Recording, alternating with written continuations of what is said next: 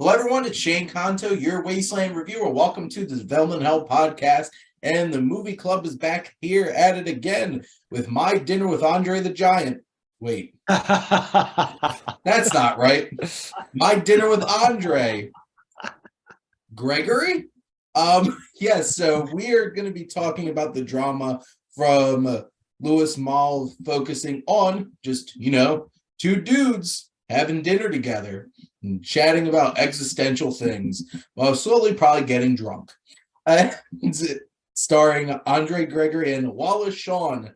Inconceivable. But we got Jim, Vinnie, Alex, and Joe here. So let's do our thing, and I'm going to start with whoever's to the left of me as I look on my screen, and this time it's Jim. So, Jim, what are your general thoughts on My Dinner with Andre? So I did struggle with this movie. My friend at work, Bruce, he told me to watch this movie. So I suggested it for the movie club, and I was surprised. This was randomized, right? We did not vote on this one, correct? Right. Yes, this was randomized. Surprise, surprise, it came up. So what I have are a bunch of quotes, a bunch of questions, but the themes of the conversation are life and death, about wokeness and sleepwalking through your life, I guess. About putting on the glasses or not, right? If you want to use that analogy. Okay. There's also a lot of. Wait, are we talking about They Live today? I think we have to. Ah. I also have some parallels to Banshees of Inisherin, if you guys want to humor me. But there was also a lot of Judaism and fascism, which kind of surprised me, and I didn't really know where to go with that. But I think there's a lot to talk about here. There certainly is. Vinny, what are your thoughts, general thoughts? For the most part, I did like it. I thought it was an interesting approach to just have the whole movie take place like during a dinner conversation between just two characters. Like always, I'll go into more details as we go forward, but I feel like their relationship was interesting enough, whereas I would have liked to see, I would have liked to see them spend time together, through not just through dinner, but maybe get like a view into both of their lives, instead of I would have liked it a little more if it hadn't been just confined to the dinner table. I think their lives were because we did learn several interesting things about them. So I feel like the movie would have been a little better had we actually ventured out with them and see how they traverse the city, see how they go through their relationships with other people and with each other. But yeah, I mean, besides there was that, but I did think it was I thought it was a good movie. It was challenging enough. I'm glad I did watch it, but I just had a couple things that I would have done differently with it. It's interesting. We'll just have to wait for the sequel, My Dessert with Andre, along with a nice walk through Central Park. Then we get to actually spend a little bit more time with them. Alex, you watched My Dinner with Andre the Giant, didn't you? I did in my brain. I did. Yeah, no, I apologize. I didn't watch a whole lot of this one. I just wasn't in the right headspace for it. This is a movie I really think it should be a Sunday afternoon. You don't have anything else on your mind, kind of have a free space in your brain for, which I don't think Shane ever has that. So, but for me, it was tough to watch just right now. I had a lot going on. There's a lot going on with family, a lot of good things going on, but some crazy stuff going on too. So that's why I just couldn't get into it. I remember watching this. I think I was at in college. There was a channel called Flicks that played. I don't know if you guys ever saw the Flicks channel. I've heard of it. Before streaming, the days before streaming, and this was on TV, and I watched it in my dorm room. And at the time, I really enjoyed it. So I don't know why I couldn't get into it this time. I think I just simply was not in the headspace for it. But I was just like, I just wasn't in the headspace for it. That's all. That is very fair. And Joe. So I don't know if many of you guys also watch Community.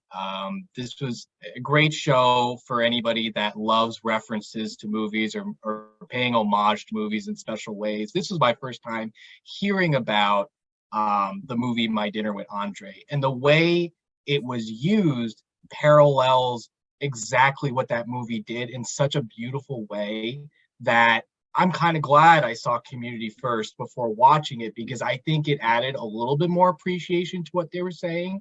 Like, the one thing that really stuck to me when watching this movie is that we know right off the bat that Wallace Shawn, who sounds like he's playing himself for the most part, and Andre Gregory are playwrights. And there's this frustration that they want to elevate, theater. They feel like it's becoming dying, and that, everybody is, just is being desensitized, which goes into these ideas that they're talking about during the dinner.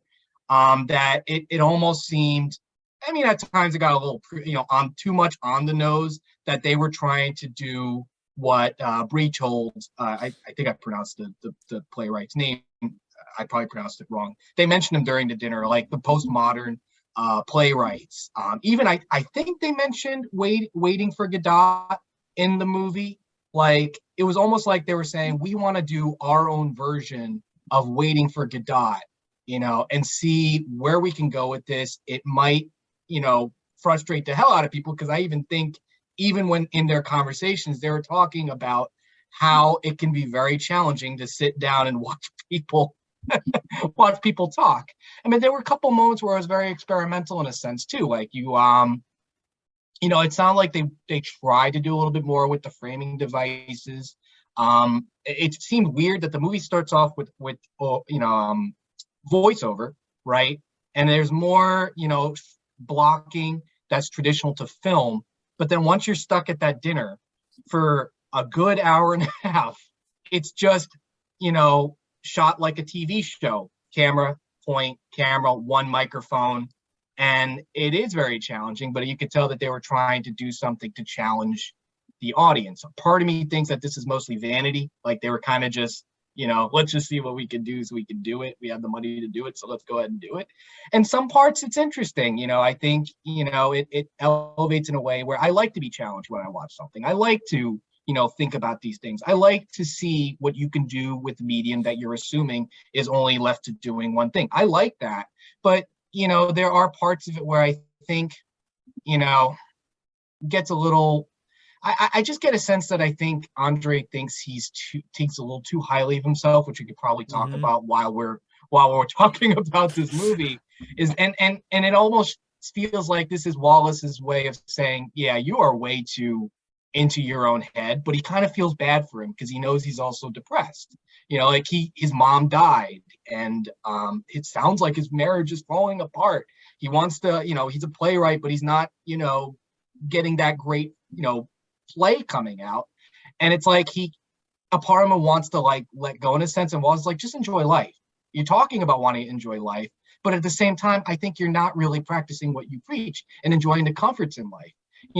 Those things just start coming into play that, I find myself really siding with Wallace Shawn.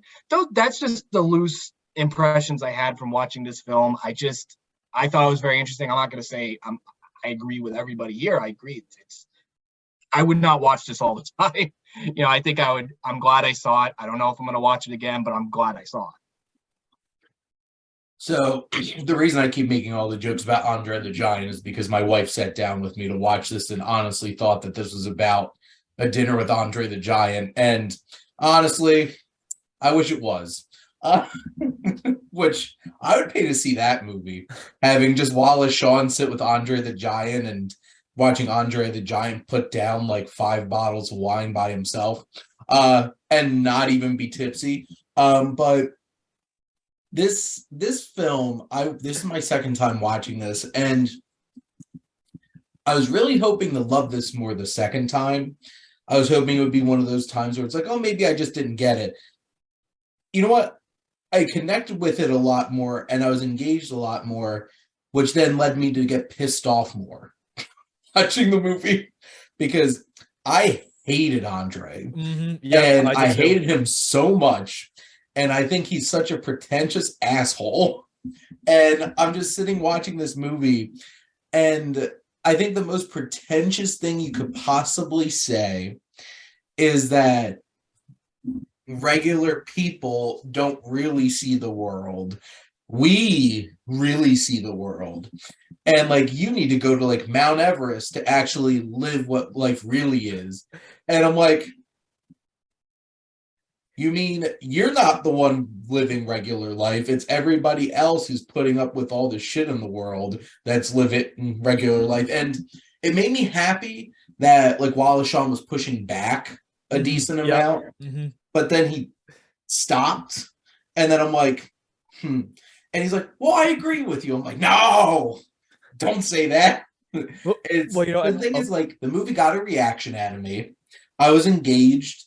For a movie that's an hour and 50 minutes of just two guys sitting and talking at dinner together, I was engaged. And whether I agree with the philosophy or not about the central out in the film, I was engaged with it. It obviously was getting a reaction out of me. And I think the biggest thing, too, is for a film that is 42 years old, boy, do they still talk about the same damn stuff today.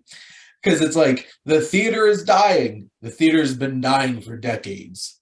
Oh, I need to get out of New York City. I just need to get out of New York City. People have been saying that for decades, and I guarantee you 99.9% of them still live in New York City.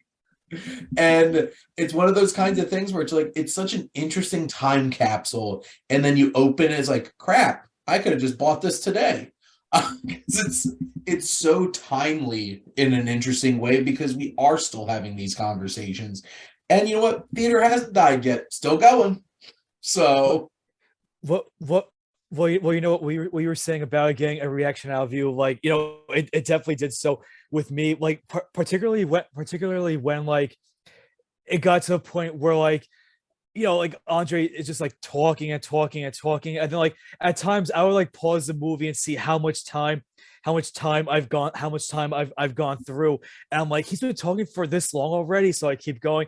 And then I mean, like, up until like maybe like 2/3 of the way through, like Wallace Shawn only gets like a word in edgewise, like maybe like here and there, but like for the first 2/3 it's like 95% Andre. And like, you know, I'm glad it got that reaction out of me, because like because, you know, I'm sure, you know, you guys have experiences too. Like, I'm sure we've all known someone who's like Andre, and it's been like, oh, you know, I've been here, I've been there. Oh, if you really want to experience this, you have to go there. And then you just sit there and you're like, yep, I'm never gonna do that. Good for you. Yep, I don't care. Please stop talking.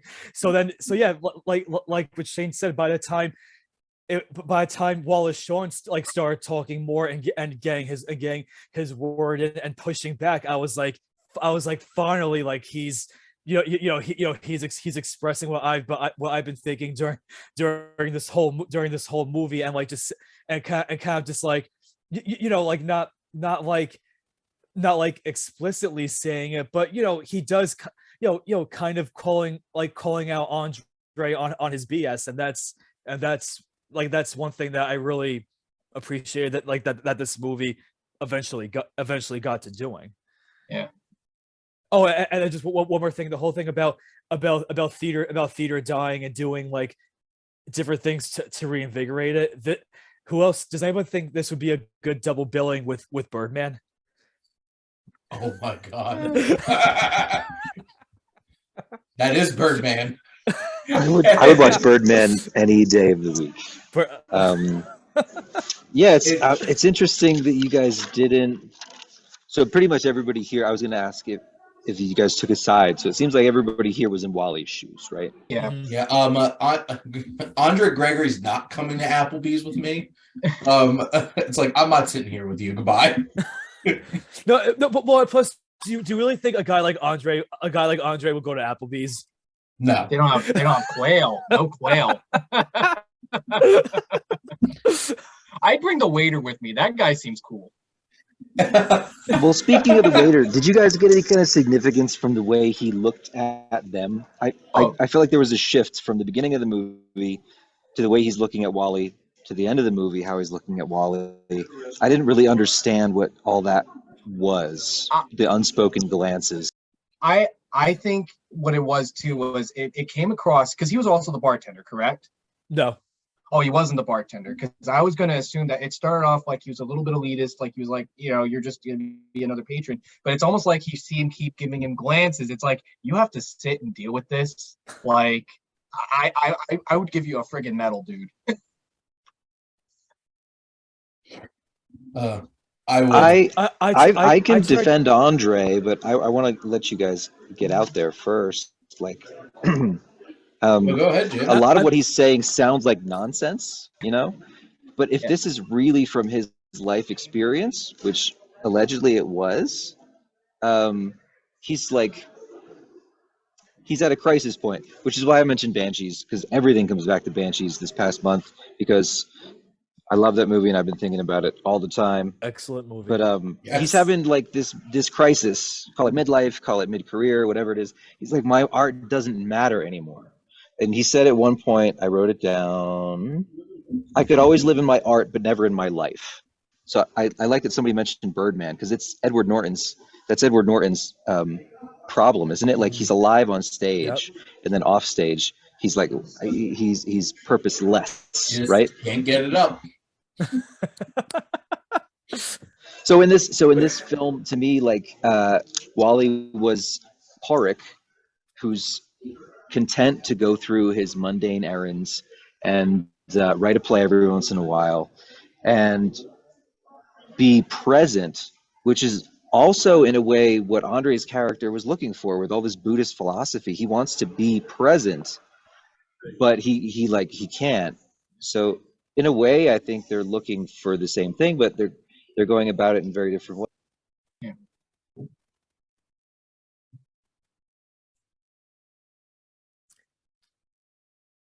So sorry, I turned myself off. But Jim, I do gotta say, I admire how you take notes during a movie, because I could never, like, I wouldn't have the concentration to do notes and watch a movie. Like, I gotta watch a movie and just try to remember as much as I can remember. This movie's so unique in that I wanted to just read the screenplay the second time through. I watched this movie twice in the past month for this discussion, and I wanted to just read the screenplay because you don't really need to watch it. You can listen to it, but you can read it. You don't really need to see what's going on. I mean, which is why I was curious about the waiter. I mean, it would be interesting to like read the screenplay, because like it's not like it would have like it's not like it would have like a lot of directions. It would really just be like blocks and blocks of dialogue. Mm-hmm. And I wanted to add something else too to that, Jim. Like, when watching the movie and really listening to what Andre was saying, there was this fixation on Nazis and the Holocaust. Because at one point earlier on in the conversation, I wrote it down too, where he just talked about comparing something to Nuremberg, but like the transition to Nuremberg just came out of nowhere, and even the reaction Wallace had to that was like, where did he get Nuremberg? And then the more and more he's talking, he goes back to the Holocaust, until eventually he's then talking about his mom who died, and she having been a Holocaust survivor, as being why he was so fixated on it. That, it's sad, because it's like he knows something is wrong. And I'm going to go back to the Community too, because in the episode, it kind of relates to what's going on there too. Like, the character Abed in the show Community is is kind of out of touch with reality, to the point where he sees everything as his TV show. But I think he understands the same way Andre understands, that he can't keep doing this if he just wants to have a normal conversation and a normal relationship with his friends. And that's why he's talking with Jeff, who's kind of like Wallace in a sense, that he's not necessarily, he's surviving. Like, even earlier on, before the dinner starts, he's like, I really can't stand it. I know it sounds like he's going through a rough spot, so I'm just going to sit. I'm going to have this dinner with him and then see where it goes.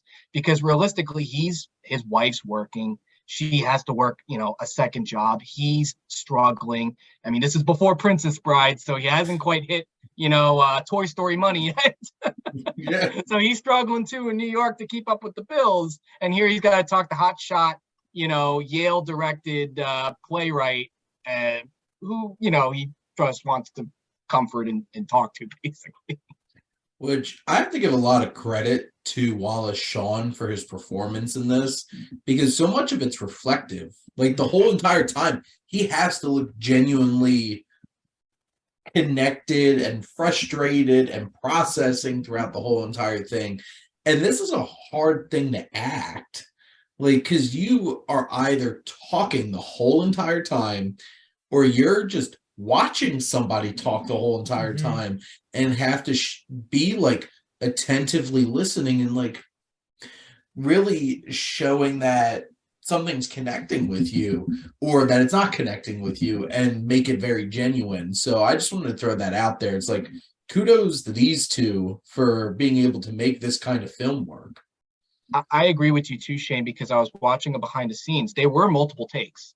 I thought this was one take all the way through, but apparently, just like any other movie, this was multiple takes. Apparently, Wallace Shawn ate a ton of quail that night because he was the only one eating while Andre was talking most of the time.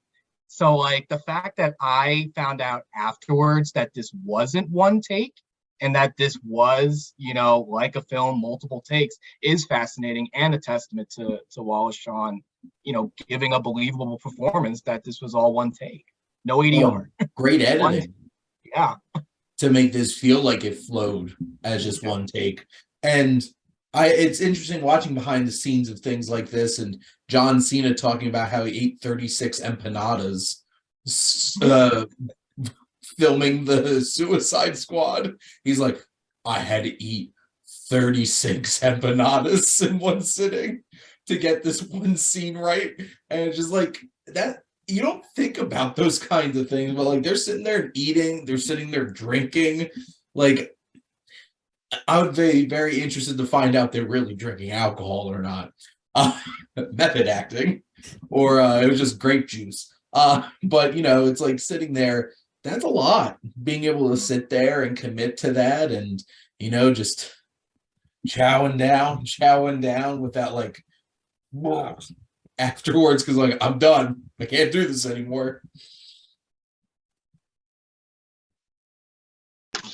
Did you guys have any thoughts on he mentions like, so I guess I'll ask two and one here. He mentions New York City. Sounds fun. He mentions New York City as a modern concentration camp. Yep. I want to know what you guys thought about that. I'm like, and then I had a friend in college who, after college, was a doorman or a bellhop or whatever you want to call it. He was, college. I don't know if he graduated, but more or less university educated guy. Knew more about Picasso than I did. Smart guy. And he was working the door at some big apartment building in New York City. And he compares the doorman to a slave. Like, can we talk about those things for a second? I think it matches his personality of like this extremist look on the world, that like he's just throwing out these big comparisons and stuff like that. But I know calling it a concentration camp's an extreme way of phrasing it, but like I feel like a lot of people have been in a point where they feel trapped in like their hometown. Just like, I just gotta get away. Luke Skywalker, I just want to go fight the Empire. I want to get off this rock. And, it's like, it's a very relatable thing to feel like I grew up in Haddon Township, New Jersey. We call it the Haddon Dome because family after family after family, generation after generation, just live in the small town and don't leave. And I'm like, goodbye, people. And it's that kind of feeling. And I think that is very relatable. I just feel like it's just his character to like go to that extreme, to be like, oh, it's like a concentration camp. It's just like, oh my, like I don't think you needed to go that far with this comparison. Yeah, It's maybe like, like think we're about that a little bit deeper before just putting that out there. But I think it's very important in terms of like modern, like our society today, especially with how people perceive cities. And like my mom freaks out every time I even mention that I'm going anywhere near a city. It's like, it's all violence. You're going to get mugged. You're going to get killed. And it's just like this perception of like, you can't live in a city anymore. It's just like hedonism and danger and just this awful thing. And, you know, people have similar perspectives on like the countries that they live in. Like I've heard people like I'm gonna move to Canada, I'm gonna move to Australia if this happens. And it's just like people say these kinds of things all the time. Mhm. And I think it's very natural for many people to just what's the word? Not backlash, lash out. That's what I was going for. Lash out on their environment. And I feel like that's what it's channeling in there. It could be the fact that he was, and I'm trying to remember what came up first, like talking about the Holocaust and his mother, and then this. But like, it could just be like, hey, I had that on the mind. I'm going to make this comparison. Or it's just him being like overly dramatic talking about it. It I may think have been I think he had a personal connection, Joe. Sorry. The IMDb biography, real quick, mentioned that he had personal ties from Stalinist Russia. He had relatives that fled Stalinist Russia and came to New York, and he also had relatives from I don't remember if it was Poland or if it was like Nazi Germany, but they fled the Nazi regime to New York City. So I'm guessing growing up in that household, maybe that might have given him a more extreme view. But Joe, go ahead, please. I was just going to say, going off of that, to me, I think when talking about, you know, the city being like a concentration camp, I mean, Shane, you mentioned that like his whole family, you know, your whole family, Hammondtown, like that's all you know. And I feel like since everybody in his life, his mom and his family moved to New York, and even his wife in some sense, it's like he feels as though everybody else is stuck there and he wants to, like you said, lash out and go on and do big things. But like the people he cares about, they're content and happy with their lives. And I feel like him making that comparison is him also making that comparison that everybody's a zombie. You know, this something really hit me when he mentioned how like a photo of his wife was something so beautiful, like he thought she was happy, but like he looked back at that photo and she's actually sad, you know. And to me it is heartbreaking that he's just so out of touch with his own family and his life that, you know, here he is, he wants to do this whole thing, escape the town and you know, and do all this stuff, but at the same time it's like he just like Wallace Shawn, be more present, be more in tune with the people you care about, the people you love. And it's like he can't even do that. And it is sad, you know, and it is heartbreaking. And seeing these two, it is like maybe Wallace is just trying to bring him back to reality, you know. Don't know if that directly answers it. Can we agree that he did a lot of acid on his travels? Can we just, is that like, that was the impression I got. He's talking about having visions and stuff. Like, does he really think he's opened the third eye, or is he just coming down from like a months long ayahuasca or acid trip, or like, what's happening there? I'm sure drugs were involved. All I know is that Joe Rogan probably took a lot of inspiration when making the Joe Rogan Experience from this movie. That might actually be a decent. I'm not a biggest fan of Joe Rogan, but I'm not either. Yeah.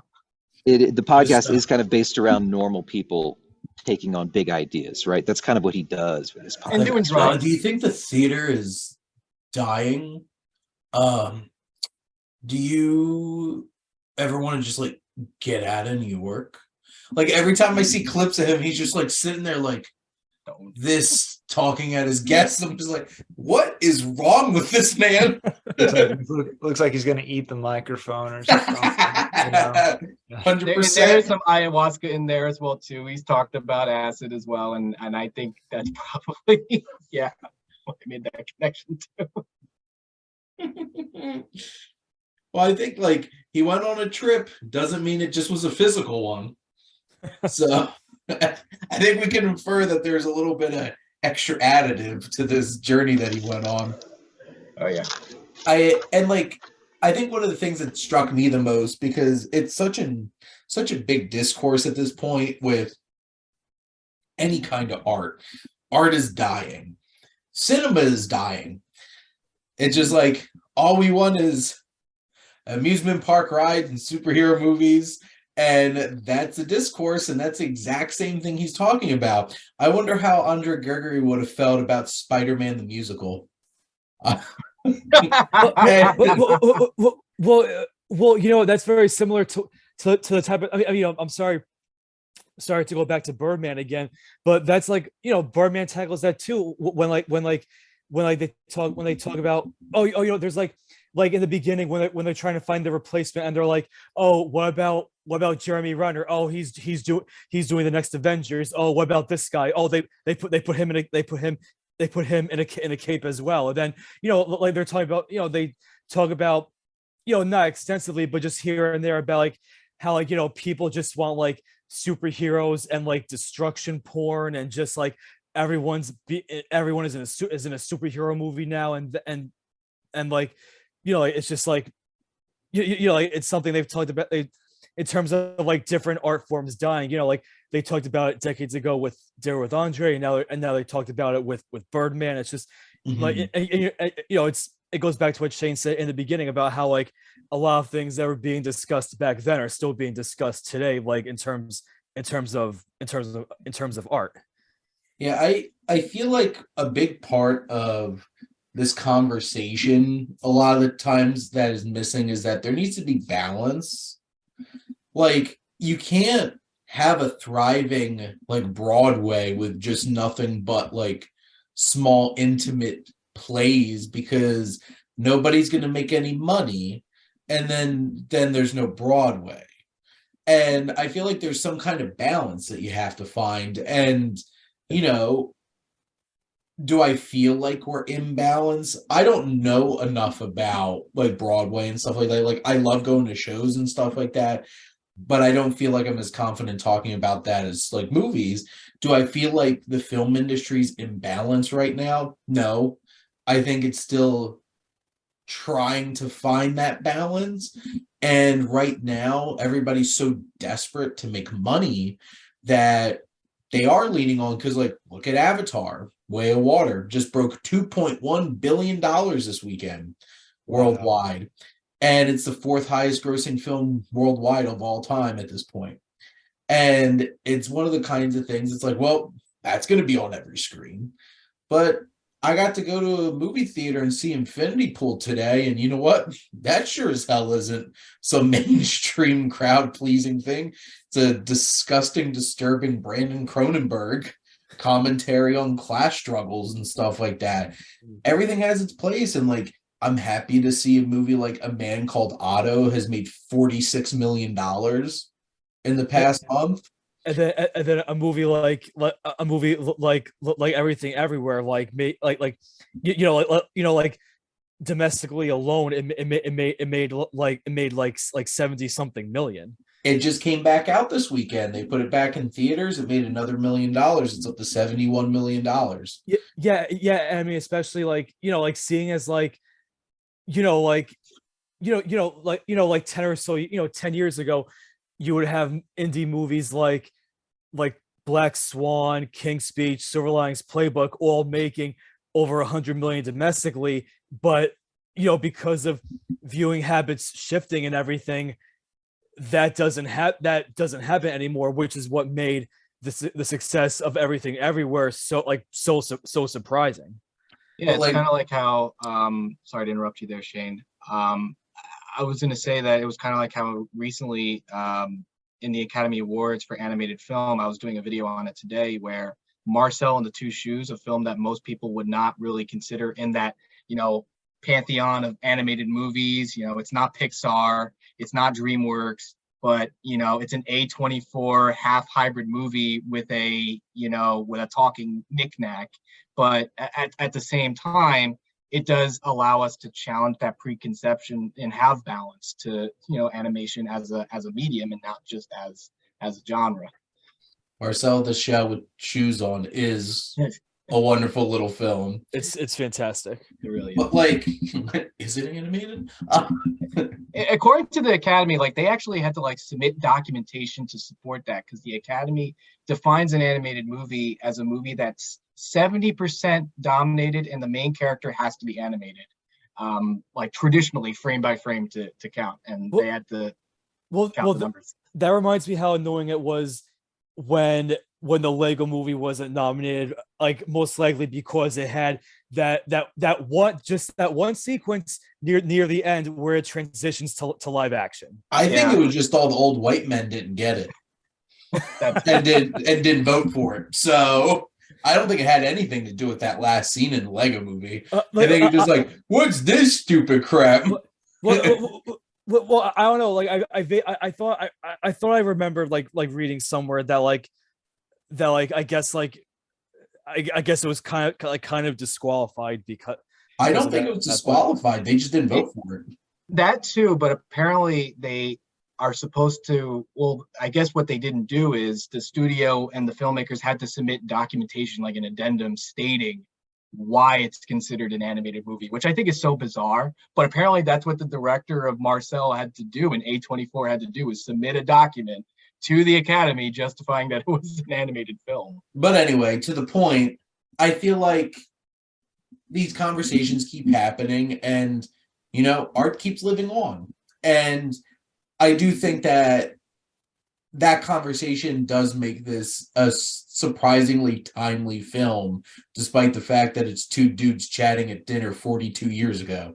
So that was really my main point of bringing that up. I just think it's a really interesting fact that, like, I'm sitting there watching this, I'm like, I've had these conversations like in the past week, and it's a testament to how much they were able to like put a finger on the pulse.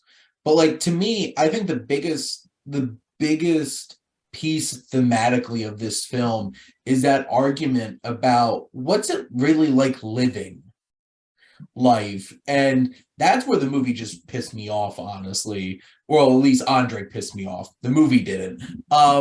Because like, and you know what? Everybody has different perspectives on the world, but I just found his perspective like, you can't actually see what life really is like until you do something extraordinary that such a small percentage of people that live actually experience. When it's like, how is like working day by day, supporting your family, busting your ass, how's that not living life?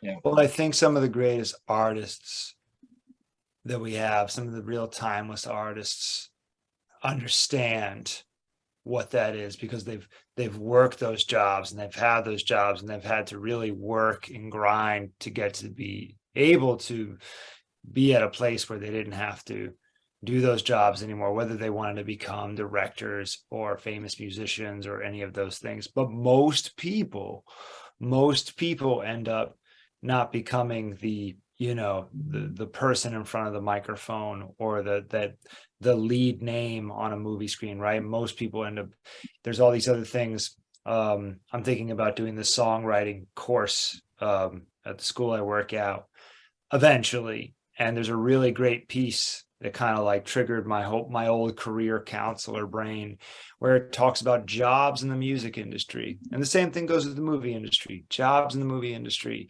And so there are all these different things you can do in and around that arena that you love, whether it's film or it's music. With my brother, and we're always encouraging with him with basketball. Like not everybody gets to get the guy who is a star player of an NBA team. There's all these different things that you can do in that arena, in that area of that career. And in the case of, I think what he's kind of talking about, it just sounds like me a little bit. It makes sense that I liked this when I was in college, because like I very easily feel oppressed by a lot of the jobs. Shane knows this, that I've taken in my life, and I still do. But I think that going back to the idea of balance in a different way is that it really does become a balancing act of the thing that you have to do, to put food on the table, to pay your bills, to have your independence, and still be able to do your art. Most artists are like that. Most artists are doing something, whether it's part-time or full-time, to be able to do what they do, and so that's the battle. That's what it is. The idea of being able to just do your art and immerse yourself in your art. And I mean, there are those people, right, like sleeping on floors and traveling around the country and sleeping in their friends basements or whatever. Like, you can do that. How long are you going to do that? How long are you going to be immersed in that? It's very rare. You could have Andre's situation where you're just, a playwright and you're doing these things. I've known people like that. I knew a theater director who probably appreciated this movie, probably really liked this movie, probably, echoed like the way he would talk. And it's one of those things. I feel like his perspective, his point of view is definitely valuable, but everybody has their different points of view and their different perspectives. He just gets the most airtime. He just gets like the most airtime, more airtime than we're used to someone like this, having in our lives, I think. And so, I feel like to be an artist, the great artist, what it's like to take out the trash, what it's like to clean up the floors, what it's like to deal with the noise, what it's like to work and grind, it, and that can feed your art. That could be part of the art. So it's my 2 cents. Yeah, because have any of you ever seen Barton Fink? Yeah, I've heard about it, I haven't seen it. So, like, the main character, Barton Fink, is a playwright, and he's a playwright of the people, or at least he thinks he is. And then he gets hired to be a screenwriter out in Hollywood, and he moves out. He has the worst writer's block, and he has like this neighbor played by John Goodman. This is a Coen Brothers movie, right? Huh? Yeah. Coen Brothers? Yep. Okay. And John Goodman is like this salt of the earth kind of fella, traveling salesman. And Barton Fink's like, I love people like you because you are the people. Like, I write for you all. And like, John Goodman's trying to tell him stories of the everyman. He just interrupts him. He cuts him off. He never listens. And the whole entire thing is he thinks that he sees the world from the everyman's view, but he never actually takes the time to look at it and live in it and experience it. So he's just full of shit. And it comes back to bite him in the end in some interesting ways, which I won't spoil for those who haven't seen Barton Fink. But it's one of those kinds of things. Like, I was sitting here watching this film and I'm thinking, like, that's Andre Gregory right here, is this perspective of like, this is how you live life, but you've never really lived life. Mm-hmm. You act like everybody who lives day to day dealing with the crap of everyday life isn't really living life. That's not really life. But I guess when it really comes down to it is, what's your perspective on what's really life? Mm-hmm. Right. Because the thing is, it's like, I can guarantee you, like 99% of people, life is living and struggling. And that's life. Mm-hmm. You have like the people who are an infinity pool that I just watched before I got home to do this. They're definitely not living that kind of life, and that's not their perspective on things. Shane, life sucks, and then you die. Life sucks, and then you die. In the immortal words of Vincent Kennedy McMahon. So there you go. Or life is shit wall to wall, right? In other words. Yeah. Yeah, and you know that's it's the key word is so you use this perspective. I really do. You know, like Mhm. I had to go to California. You know, like I had to get out and see something different, but I also had to come back. You know, I think that everybody has to go and do something. You know, but it's different for everybody. You know, everybody has to be able to allow themselves to do something, to have the freedom to think and express themselves. And for some people that's writing screenplays, for some people it's writing songs, for some people it's playing chess online on an app or something like that. You know, it's different for everybody, and I think that that's cool. I think that's it's all different perspectives. I think we just get into trouble when we say it's like, oh, this is you should. And so I think if you're viewing this movie from that angle of this person's telling me how I should be, you're gonna hate it, you know. It's That like it's the animal song, right? We got to get out of this place. It's like, we got to get out of this place if it's the last thing we ever do. And it's just like, that's the kind of vibe. And it's just like, you could tell Andre's feeling that vibe a little bit about like New York. And like, you know what? Not everybody can live that life of just living in the same place your whole entire life. And trust me, like, I'm gonna live and die in New Jersey. That's my life. That's gonna happen. I'm a hobbit. I don't like to travel much. And you know, that's just how I like to live my life. Right. Yeah, no, you're a good example because you're somebody I think that you travel through. You can stop me if I'm wrong, but you travel through like what you do and see day to day. You don't need to get on a plane and go however many miles away. Some people do, and some people don't, you know. So you can kind of broaden your perspective, you know, but you go to Philly, you go to New York, you do shit. You know, it's like, you know, some people don't even need to do that, you know. But I do think that traveling is a good way of kind of broadening people's perspectives. It's a way of getting to know other people. It's a way of kind of quelling any sort of prejudiced thoughts. Mm-hmm. Or, you know, I do think some form of it, whether it's actually getting on a bus and traveling around, or it's, you know, just reading different books and, you know, talking to different people in different places, you know. So I'm the type of person I have to get up and go different places to kind of broaden my horizons because I don't like to read.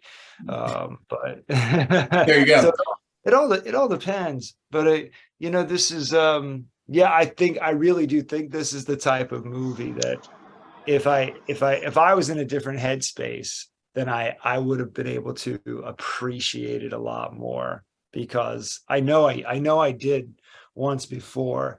I just think that if you're not in that headspace, you're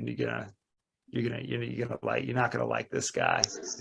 I like that you bring up headspace, Alex. I feel like the New York thing and the Tibet thing and the India thing is kind of a red herring. It's not so much. It is, but it's not only about physical space. What they're talking about in this movie is headspace. It's he is stuck in his life. He's a successful playwright, and yet he feels like the work he's doing is shit. You know what I mean? So like he was trying to break out of his headspace, I think is what he was trying to do. And by traveling all over, like he went to the Sahara, he went to India, and he admits in the conversation that like didn't help. He just came back feeling bad, you know. Right. Yeah. And then by comparison, you have Wallace Shawn at the end of the movie pointing out all the things he grew up on the Upper East Side. I remember that place where I had ice cream, and I remember where I had like, you know, I had this date over here, and it was so true. Like, you know, Wallace Shawn didn't need to go to India, didn't need to go to Tibet. He just has Charleston Heston autobiography and his electric blanket, you know?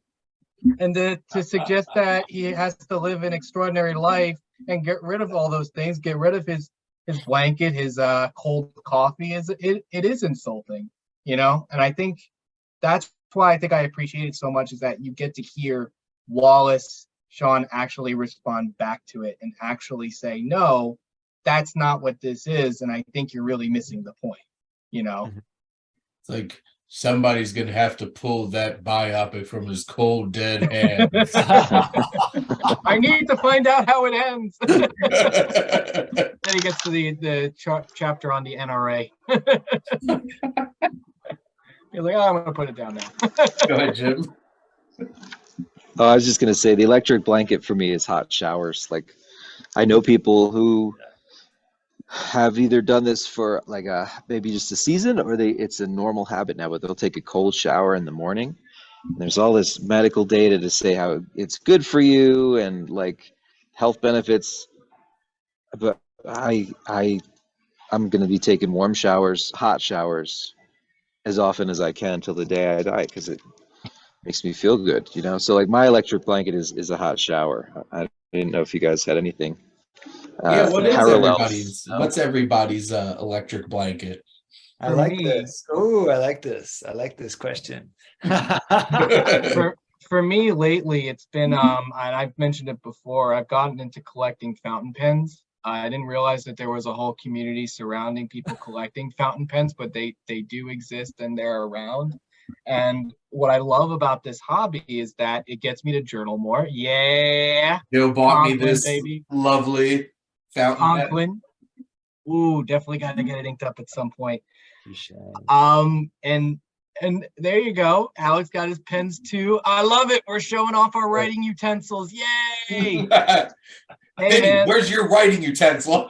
you're writing specifically, not pen, writing utensil.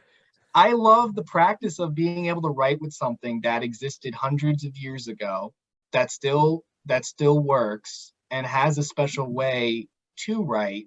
And there's even the practice of washing it, and there's a lot of mindfulness to it.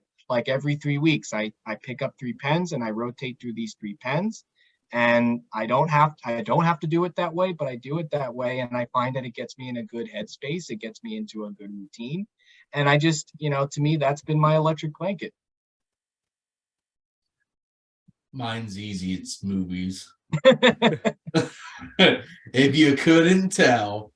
And to be honest, like I've been so busy lately and trying to cram in so much stuff, sometimes I find myself not really just sitting in and digging in and just really enjoying the experience for the experience.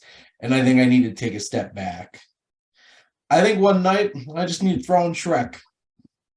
There you go. That's right.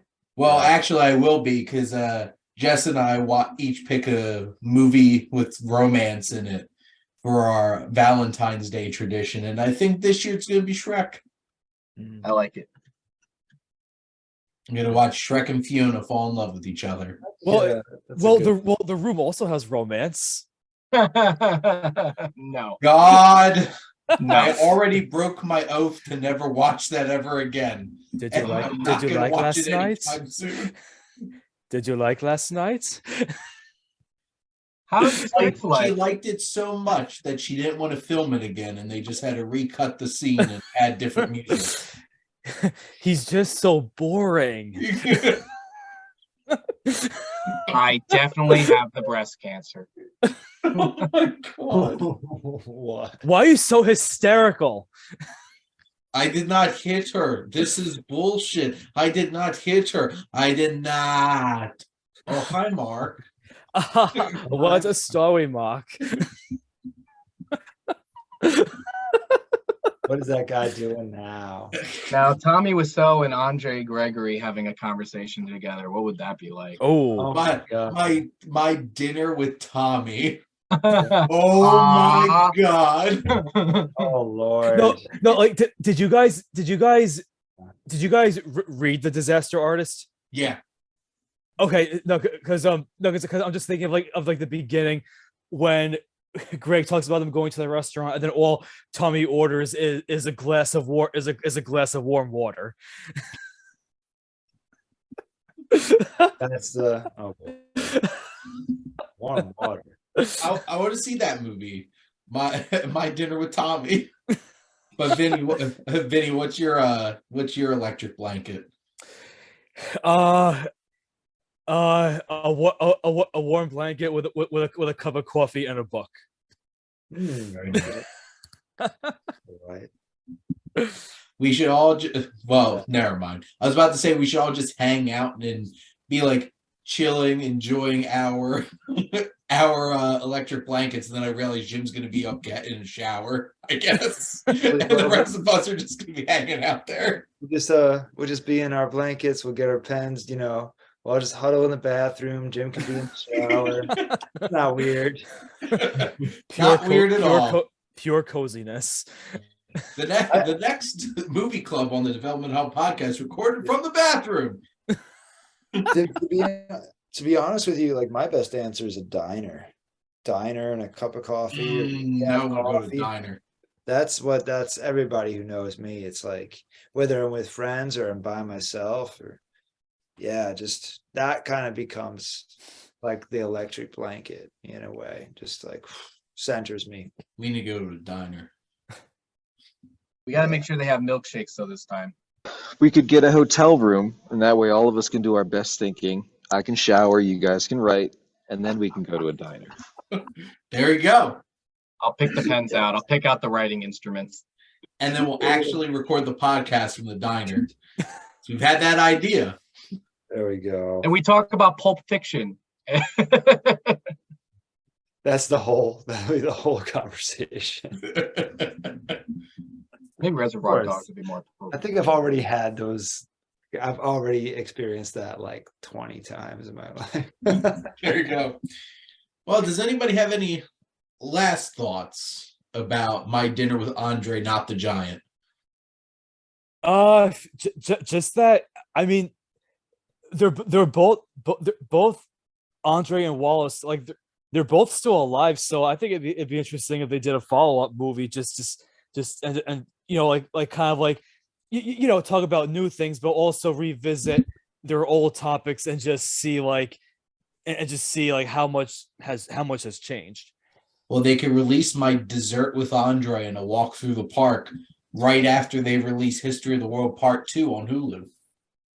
No, actually, it's a shame. I feel like they they could have done like almost like a Before Sunrise type of thing. Yeah, no doubt. They could have done my breakfast with Andre, my lunch with Andre, my dinner, and have my dinner with Andre be the last one. I think a walk through Central Park would have been a great idea, like a walk in a Central, or Prospect Park, whatever. My hot dog with Andre walking through the park. I mean, if it was based on the way they shot this, I feel like they're just going to settle with a podcast. Yeah, right. Podcast would work. Yeah. These days, that's all they'd have to do. Yeah, that's true. Yeah, Shane, I like that you said it aged well. Like, I was kind of wondering if Andre has a cell phone today. I'm sure he does, because if he's still working, you need one now. But like, he's the quintessential anti-cell phone person, isn't he? It's a flip phone. It's a flip phone, a Nokia maybe. Oh, he has an Instagram account. My last thought is just that the first time through the movie, I thought there was a lot of nonsense, and the second time through, I realized, wow, they're getting at a lot of really good stuff. Like, if I had a conversation like this with a friend of mine, I wouldn't want it to stop, because we're really getting into some good stuff. You know what I mean? And then they kick you out of the restaurant. For anybody that wants to sit and think on like worldview and philosophy, there's so much here, and some of the nonsense must be purposeful, but some of his visions are just kind of fun to look at Wally's face after he says it. He's like, huh? Yeah. I have a fine. What I want to say is, actually, I'm just adding it in. It's relevant, but it's not relevant. It's just kind of funny. My cousin, Carol, is actually Andre Gregory's personal assistant.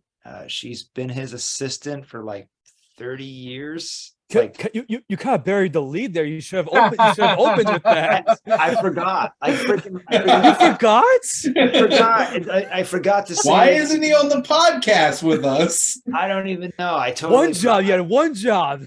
I know. I probably could have hooked that up. It's so weird. Yeah, no. And my father like interviews like. You know what he does, and he's the guy behind the camera. He interviews celebrities on the red carpet. He was at Sundance. I know, Jim, I know you were at Sundance too. So that's something you guys either some of you know and don't know. But, you know, I'd still have to like do the work of making those connections. And I don't know, maybe I could have, you know what, I will maybe I'll see if I can get him on. I heard he was having some health issues, like a year ago or something, but maybe we could be in the sequel. It could be our dinner with Andre. Yes. Yeah. Our diner run with Andre. Maybe it was a good thing that he wasn't on the podcast, because I feel like we were all like, God, his character was so annoying. Right. I think that's the other thing. Like, is this how you really feel? When we ask her, we barely ever see her. Whenever we ask her, like, what's he like? She doesn't say much.